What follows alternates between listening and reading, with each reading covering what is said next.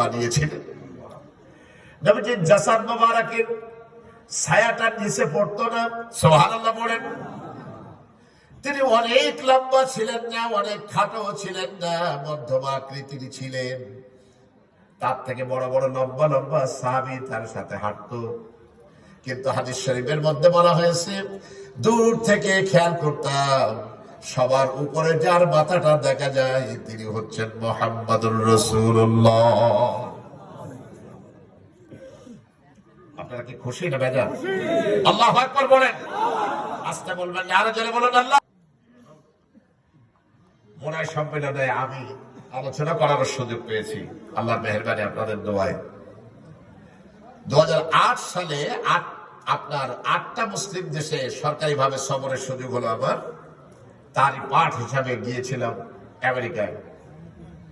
তো যাওয়ার পর আমাকে যখন গাইড নিয়ে ঘুরতেছে আমেরিকায়, তাদের মধ্যে ম্যাক্সিমাম বাঙালি, 4টা গাড়িতে আলাদা আলাদা করে। যেহেতু মোনাই সম্মেলন আপনারা জানেন, উত্তর আমেরিকা এবং দক্ষিণ আমেরিকার সব থেকে গর্জিয়াস প্রোগ্রাম হয় এখানে। মুসলমানদের বিভিন্ন সাবজেক্ট দিয়ে দেওয়া হয় স্কলারদেরকে, পৃথিবী জোড়া সমস্ত মানুষদেরকে চুজ করে করে তারা নিয়ে যায়।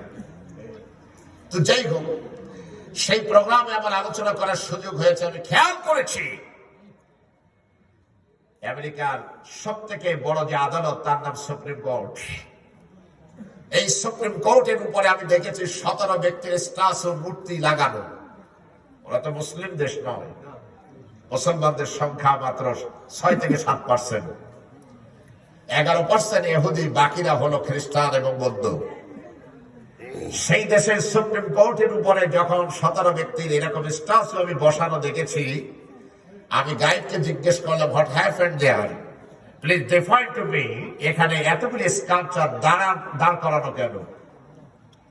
উনি বললেন, এটা হচ্ছে পৃথিবীর সব থেকে বড় বিচার এবং আদালত এটি।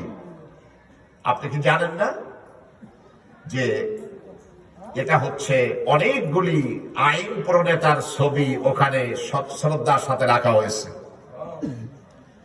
তো একজন মুসলমান, সে ওই দেশে থাকে। আমি তাকে জিজ্ঞেস করলাম, আসলে ইংলিশে আমরা পারি, অনেক কথা বলতে পারি, কিন্তু মনের অরিজিনাল ভাব আপনার মাতৃভাষা ছাড়া প্রকাশ করা যায় না, যায় কি? একজন বাঙালি ছিল। আমি জিজ্ঞেস করলাম, ভাই একটু ভালো করে বলেন আমাদের কবে লাগানো হলো?